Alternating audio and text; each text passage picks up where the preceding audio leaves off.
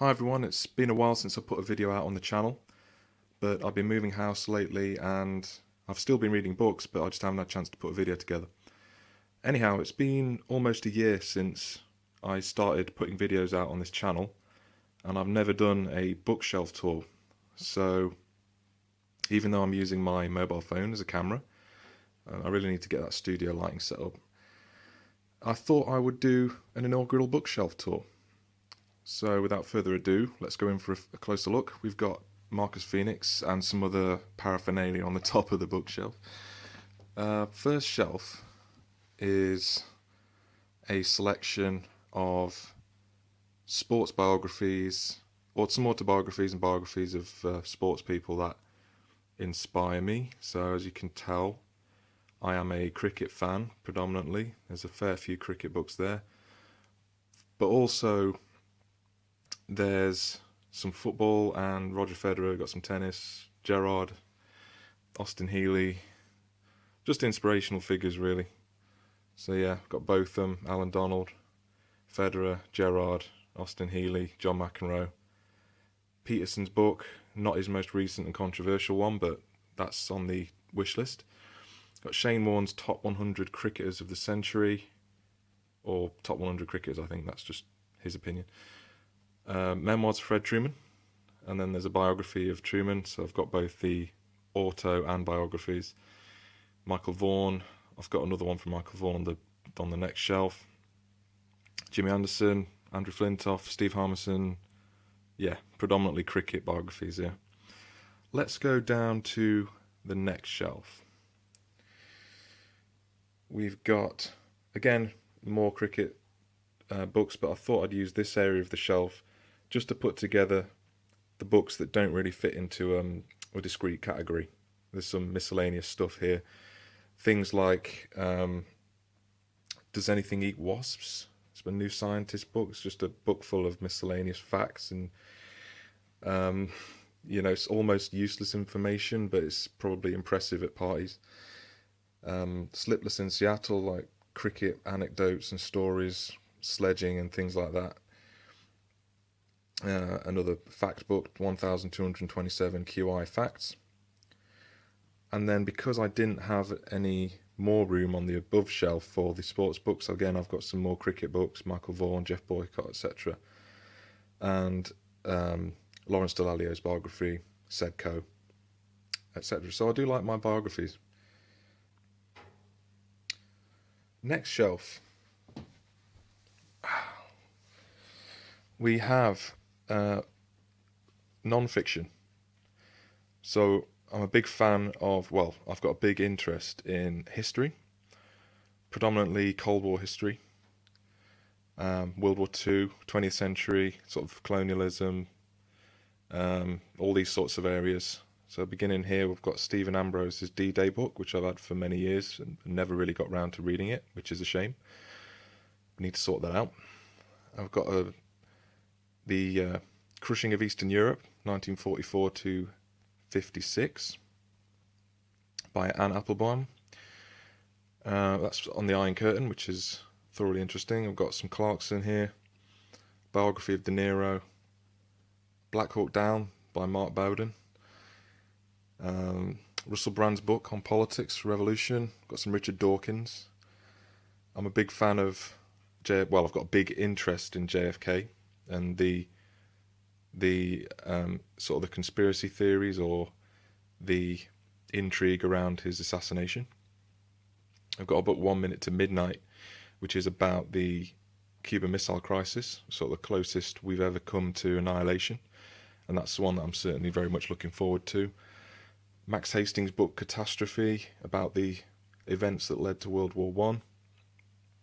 Richard Hammond's book, I think I got that given to me as a gift, but I was certainly interested to I'm interested to read into his background about the drag racer crash and the sort of effects it had on his body and things of that nature. Got some Lawrence Krauss, The Universe from Nothing, Christopher Hitchens, biography of Iron Maiden, which I've had for probably over 12 years. George Orwell, Down and Out in Paris and London. Another book I'm looking forward to reading is Total Recall, Arnold Schwarzenegger's biography. And then I've got 2 more books on the JFK assassination. Next shelf is the fiction. And I don't think all of it's on this shelf, but there's a fair bit of it. The books I'm currently reading, as you'll see on my Goodreads profile, are upstairs on the bedside table or at work. So I've got some Clive Barker. All of these books, by the way, you can see on my Horde of the Unread section on my Goodreads page, and I'm going to be putting a list of them on my blog.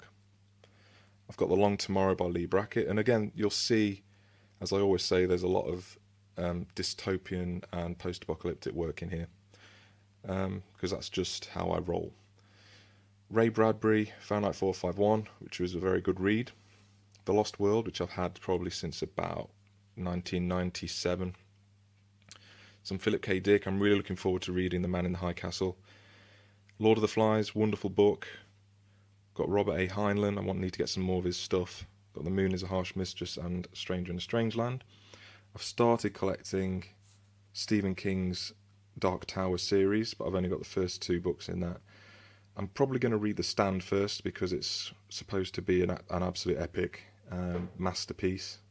So I'll certainly be going to read that first. I've just got to adjust my posture here. To Kill a Mockingbird, wonderful book. That should be in everyone's collection. I Am Legend, one of my favourites of all time. Thoroughly enjoyed that. Cormac McCarthy's The Road, you can't quite see that. Andy McNabb, Firewall. George Orwell, 1984. Chris Ryan. I think McNabb and Chris Ryan, they got bought me as gifts. That noise you can hear is my boiler, I think, or central heating, I don't know. Eerie. The see, Grapes of Wrath, hugely famous book with lots of powerful messages, and that's certainly one that I'm well aware that I need to read. Lord of the Rings, don't need to say anything about that. I've got the 4 out of the 5 Karen Travis Gears of War novels. I do like my video games. And then lastly, Dalton Trumbo. Johnny Got His Gun, which was a great book as well. And that sort of little pile there you can see on top of the PS2 games is Game of Thrones and some Cormac McCarthy Blood Meridian that I've got on sort of loan from a good friend.